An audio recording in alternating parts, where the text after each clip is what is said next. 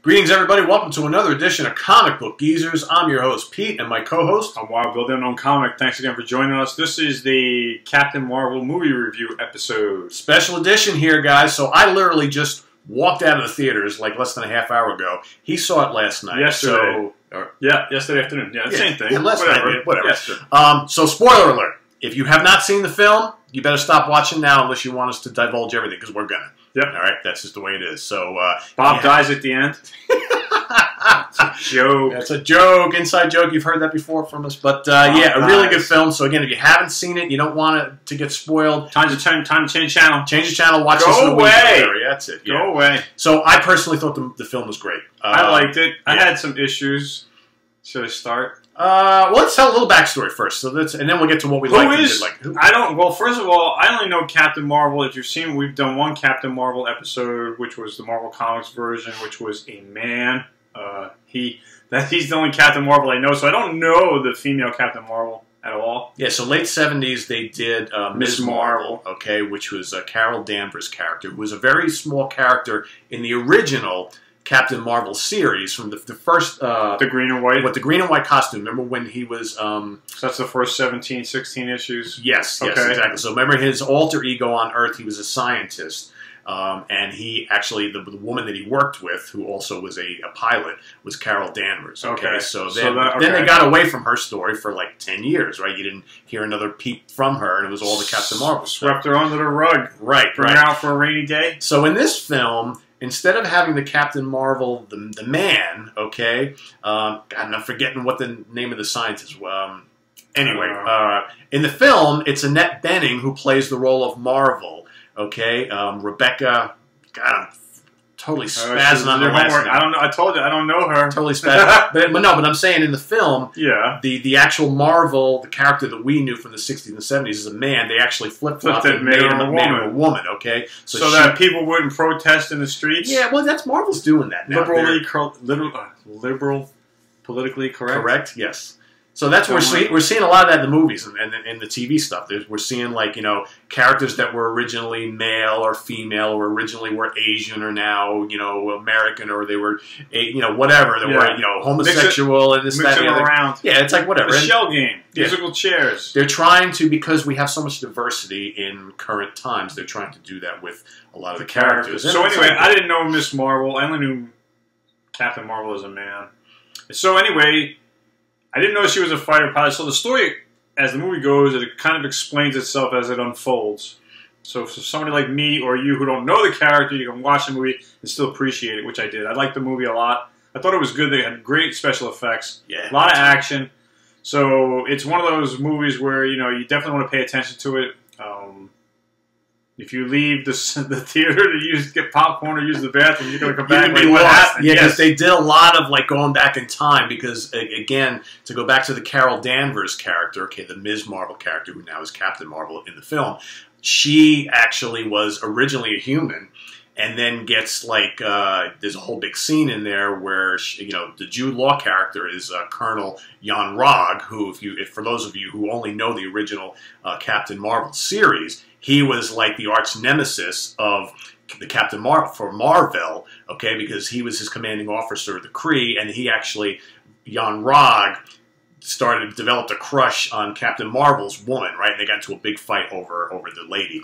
And love triangle. Love triangle, and then they branded Marvel a traitor. So they didn't go into that at all in the story. Captain Marvel, right? And that's right. Yeah. That's when they put the wristbands on them. That's right. Yeah. Okay. So they didn't really go into that in this film, but what they did was they talked about her being like with the planet of the Kree. Yes. Yes. Okay. Now here's a twist. You want to tell them, for those of you who've read the comics or you haven't, Captain Marvel's from the planet Kree, and his arch nemesis enemy, the planet, is the Skrulls. Yeah, of the Kree, yeah. And so there's this war with the Skrulls against the Kree, and Captain Marvel is supposed to be on Earth to protect Earth against the Skrulls, basically in the comics.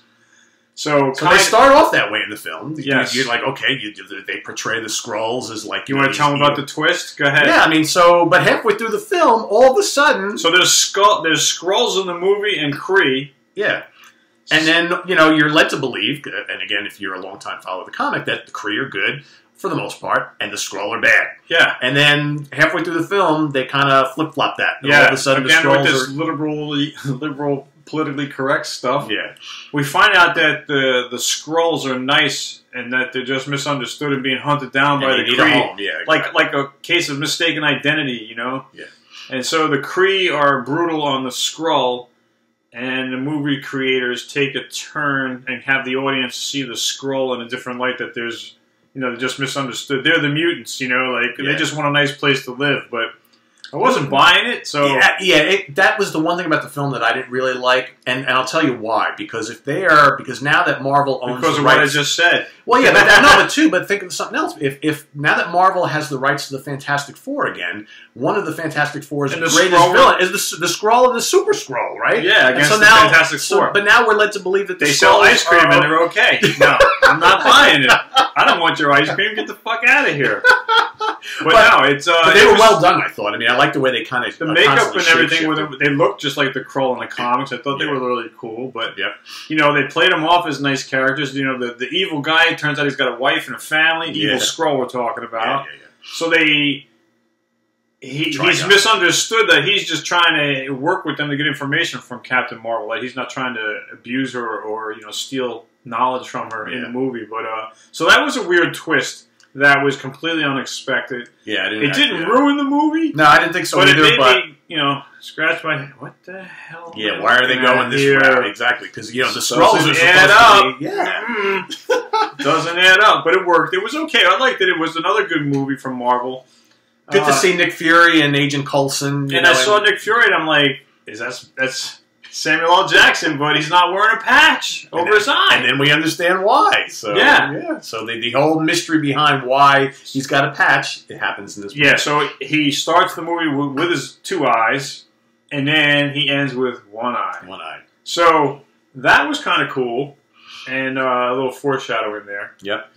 But they really stayed true, for those of you who have read the Ms. Marvel books, they really stayed true to her origin. So again, she, in the beginning of the movie, she really doesn't know who she is. She doesn't know. She's got like amnesia. Amnesia, yeah, exactly like that. And eventually they work through that, and then she realizes that she had a past here on Earth in addition to what she remembers from it's kind of like she starts off like she's a new recruit, and her commander is kind of like her sensei, so to speak. That's Jude Law's character, and then she's like out in the field, and then she's in Earth, and then you know there's a scene in the movie in the beginning where she's captured by the Skrulls, and she breaks out like a prison break, using her, is it the cosmic power? Yeah. Right, because the Silver Surfer is the power cosmic. I want to make sure I get it right before all this hate mail comes our way. Yeah, but I can handle it. So, by the way, thank you all for your comments. Appreciate it. Yeah, we've seen a lot more lately, so that's good. We're getting a few more views. So I think that's all I pretty much got to say about this movie. I would say if you go see it, I think you will enjoy it if you're a comic book fan. Yep. Stay till the end, folks, because there are two bonus scenes. He didn't. I left the credits. Well, I was with my girlfriend. The first bonus scene was great, and it ties into what's going to happen in the Avengers. The second bonus scene is just a throwaway kind of funny thing. Kind of joke. It pertains to the middle part of the movie. Yeah, so I won't spoil those two. But I have to thank my girlfriend Pat for coming with me because she's not a comic book fan. So I said, "You want to go see a movie?" And she said yes. So we went. It was good. Bill's geeking out. Pat's sitting there like, "Oh my god!" Yeah, like when is this shit over? And it was a 2-hour movie, man. It took a long time. You know, between the 15 hours of previews. 15 minutes, I mean, not 15 hours. But it felt like 15 hours. Yeah. But no, it was good. I liked it. I wasn't going to ask for my money back when I walked out. It was good. I enjoyed it. I think you'll like it. I think Brie Larson did a great job as the character, and I think I'm looking forward to seeing her doing more. I thought the acting was very good. The special effects were great. Yeah, the special pacing was good. It was, you know, a lot of action. Yeah. So, you know, you're not going to get bored. That's what they're good at with their movies. I've been seeing over the past few years is they roll a lot of humor in with the action. This was a pretty funny movie in spots. I thought some of the gags were really, really well thought out. And really I thought it was a well-written script. Yeah. You know, I liked it, you know. And also, too, and again, this kind of goes in line with the way that Marvel has already said they're going to be taking these movies going forward after the next Avengers movie. This was a sci-fi flick, big time. This was not just a superhero flick. This was if you like kind of like some of the old Star Trek films and a lot of like, you know, spaceship battles and all that kind of stuff, pretty exciting, I think, to watch. Oh, yeah, crash landings. Oh, yeah, all sorts of stuff. So pretty escape pods. Yep. This was not just a punch and kick fest by any means. It was definitely cool. some of her suit I didn't understand with the Yeah, thing on her wrist. Yeah, she's got this little like kind of mini It's like a computer digital. thing, It's like a screen, and then she was using it to color scheme her uniform.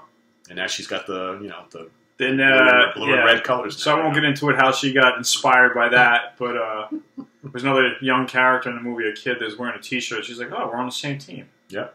But I thought they did good, and they also, if you watch the movie, when she's in outer space, she gets like a protective helmet, and it's even though it's blue and red with her costume, it kind of the helmet, the hood kind of resembles a flashback to the original helmet from the Captain Marvel green and white suit. From the first. When I always said he looked kind of like a issues. unicorn with that kind of semi-mohawk piece down the head. Yep, that's the original Captain Marvel outfit before. Because that's like her space helmet if she's in outer so space so she can breathe. Yeah, that was a nice throwback, I thought. I kind of dug that. That was cool. So that pretty much wraps up the Captain Marvel movie review. Yep. So go out and see it if you haven't already, and Yeah. we want to hear what you thought. So Yeah. give us your opinions as well once you've seen it. And don't be disappointed when you find out that there is nobody named Bob in the movie. I just made that up. Bob dies. Fooled you once I again. use that again. Well, it's a pre-April Fool's joke, I guess. That's right. A couple Anyway, weeks early. Thanks again for watching. I'm Wild Bill saying thanks again, as always, for being here with us. We appreciate your feedback, and thanks for watching, and we're slowly growing. Thanks to you guys. That's right. And I'm Pete. We'll see you guys real soon. We got new stuff coming up next week. Take care. All right, Bye. take care. See you.